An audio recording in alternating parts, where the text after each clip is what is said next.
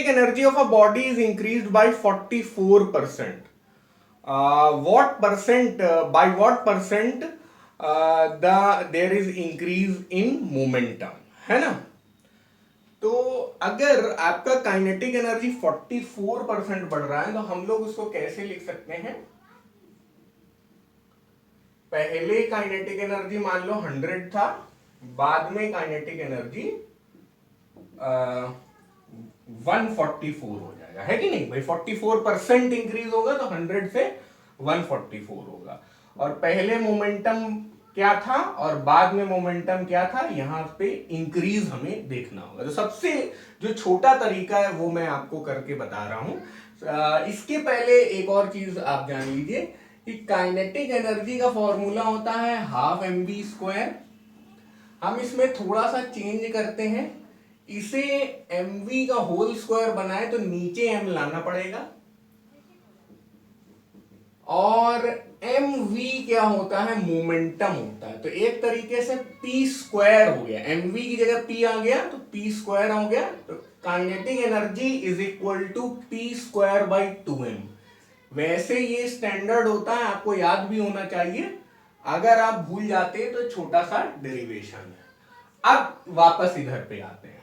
देखिए, अगर ऐसा है तो आराम से आप बोल सकते हैं कि kinetic energy is directly proportional to p², है ना? बोल सकते हैं या नहीं? Yes sir. अच्छा, अगर ये बोल सकते हैं तो हम ये भी बोल सकते हैं कि kinetic energy 1 divided by kinetic energy 2 is equal to p1 divided by p2 का होल स्क्वायर। ये भी सही हुआ क्योंकि डायरेक्टली प्रोपोर्शनल है। बस अब अगर आप ये फॉर्मूला जानते हैं तो एग्जाम में बैठे हुए आप शुरुआत यहां से करेंगे, ठीक है? अब वैल्यू रखते जाइए। 100 रखा, 144 रखा, मतलब ये यहां तक पहुंचने के लिए मैंने ये सब डेरिवेशन किया। ये याद करना कोई मुश्किल काम नहीं है ना? Kinetic energy directly proportional to momentum square और ke1 डिवाइडेड बाय ke2। यहां पे असम्पशन ये है कि मास कांस्टेंट है, और ऐसी सिचुएशंस में मास कांस्टेंट मान ही लेते हैं। तो p1 डिवाइडेड बाय p2 का होल स्क्वायर, अंडर रूट लेंगे तो 10, 144 का अंडर रूट। Very good. तो यानी कि p1 पहले 10 था और फिर 12 हो गया। तो कोई चीज 10 से 12 हो गई तो कितने % इंक्रीज हुआ?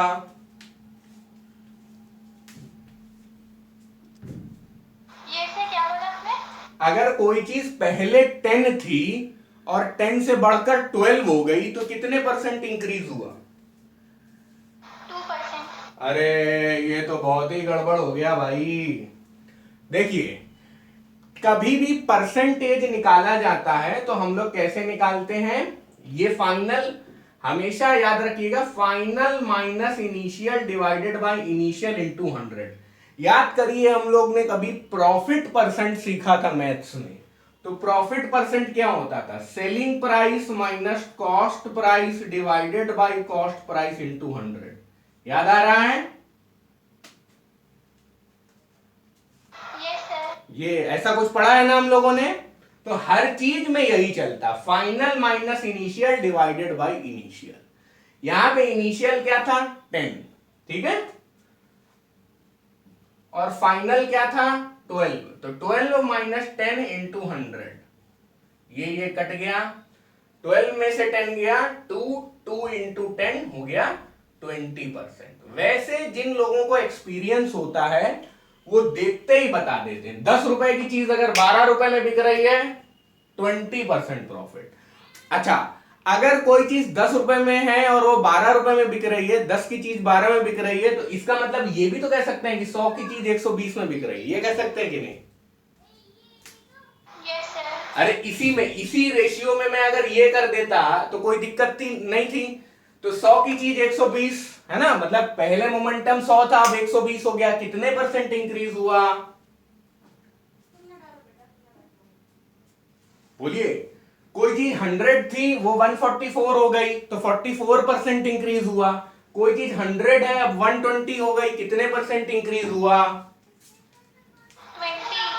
Very good. तो आंसर आपका क्या आ गया? 20%, है ना। तो अपना कौन सा ऑप्शन है? ऑप्शन बी, ठीक है। 20% क्या है? Option B. अब एक बार फिर से समझ लीजिए पूरा प्रोसेस।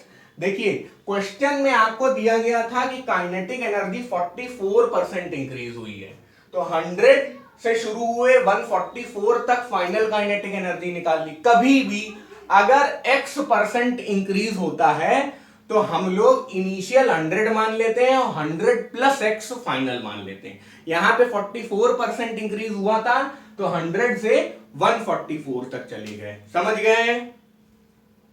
Yes sir. अब इस 100 और 44 को हम लोगों ने इस इक्वेशन में फिट कर दिया, अंडर रूट ले लिया, तो अंडर रूट लेने में 100 का रूट 10 आ गया, 144 का रूट 12 आ गया।